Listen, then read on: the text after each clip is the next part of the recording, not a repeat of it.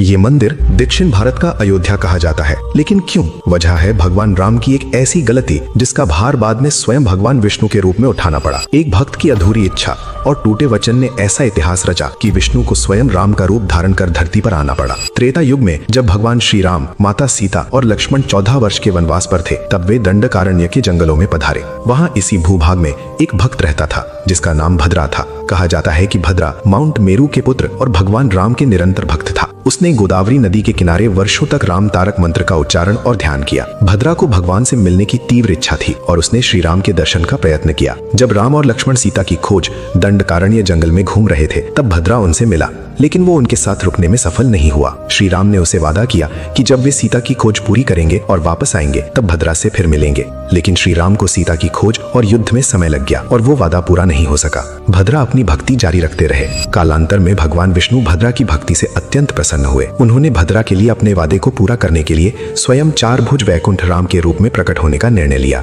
और यहाँ पर भगवान राम, माता सीता तथा लक्ष्मण रूप में प्रकट हुए। इस रूप में श्री राम के 4 हाथ थे, जिनमें शंख, चक्र, धनुष और बाण थे, और सीता माता उनके बाएं पैरों पर विराजमान थी, जबकि लक्ष्मण उनके बाएं खड़े थे। यही दिव्य प्रकट रूप और राम की उपस्थिति इस स्थान को भद्राचल बनाती है। यहाँ भगवान ने भद्रा की आस्था पूरी की और उसी आधार पर श्री सीता रामचंद्र स्वामी मंदिर की नींव पड़ी। इसे दक्षिण भारत का अयोध्या भी कहा जाता है, क्योंकि यह रामायण के वनवास की भूमि से जुड़ा हुआ माना जाता है। जय श्री राम।